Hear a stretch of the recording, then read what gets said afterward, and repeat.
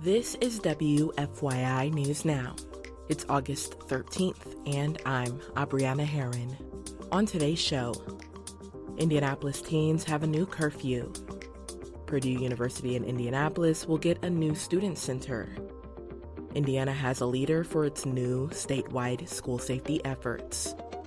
And Indianapolis Mayor Joe Hogsett proposes a new $1.7 billion budget for 2026. That means we inevitably had to make some difficult decisions this year. We had to ask our agencies to do more with less. Those stories coming up, but first. The Indianapolis Metropolitan Police Department says it will ramp up impaired driving enforcement in the days leading up to Labor Day. According to a 2024 study, more than a third of Indiana traffic fatalities involved some form of drug impairment. Starting August 16th, officers will increase patrols and establish sobriety checkpoints around Indianapolis as part of the national Drive Sober or Get Pulled Over campaign. Indianapolis teens have a new curfew. Jill Sheridan reports the City-County Council eased restrictions for older teens and added fines for a failure to meet the curfew. On Monday night, City-County councilors adopted a curfew change proposal that came after a deadly high-profile shooting involving youth in downtown Indianapolis over the July 4th weekend. The current curfew will not change for 17-year-olds, who will still be able to stay out till 1 a.m.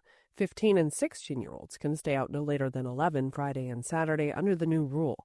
From Sunday to Thursday, 15 and 16-year-olds will have a curfew of 9 p.m., the same as all youth under 15. The new policy also adds penalties for parents and guardians. Families will receive a warning on a first offense. A second comes with a $500 fine and a $1,500 fine for a third infraction. The curfew will remain in effect 120 days from approval. I'm Jill Sheridan. Purdue University in Indianapolis is getting a new student center this fall. The Purdue University Board of Trustees recently approved the purchase of a $4.5 million property in downtown Indianapolis for the center. The two-story facility will feature student study areas, social spaces, and a mini market. David Umulis, the senior vice provost for Purdue in Indianapolis, said in a press release, quote, "The Student Center is another essential piece of the continuing growth of our expansion in the capital city," end quote. The center will also include a writing lab, library space, and a disability resource center. Indiana has a leader for its new statewide school safety efforts. Governor Mike Braun named Columbus, Indiana Police Sergeant Julie Q. Smith the first director of the state's Office of School Safety. Smith is a former school resource officer. School safety isn't just a career for me. It's a passion, and it's something that I hold dear to my heart. Every child deserves a safe and secure environment to learn and develop. The office was created under a new state law to bring all school safety programs under the Department of Homeland Security. Braun says its goal is to make Indiana schools as secure as possible.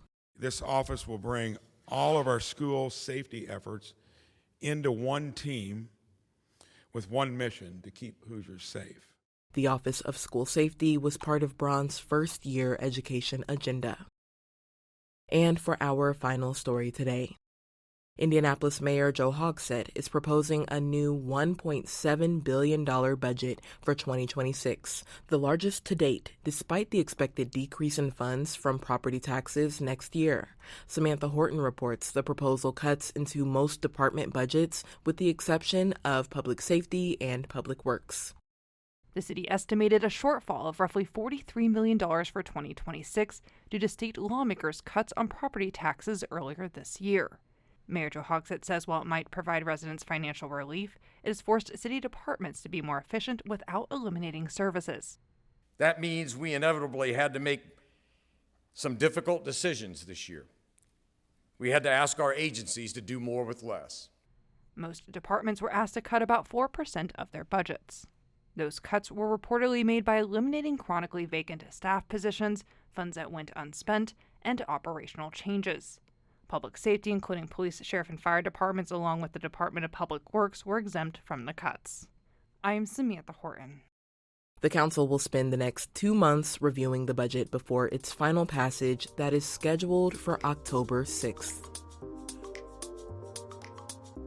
That's all for today's episode of WFYI News Now. Our podcast is produced by Drew Daudelin and Zach Bundy, with support from the news team at WFYI and public media journalists across the state. Our news director is Sarah Neal-Estes. Kendall Antron produced our music, and I'm your host, Abriana Herron. If you like today's episode, remember to subscribe and share, and follow WFYI on Instagram, TikTok, Facebook, and YouTube to check in on our newsroom throughout the day. Thanks for listening. We'll be back tomorrow.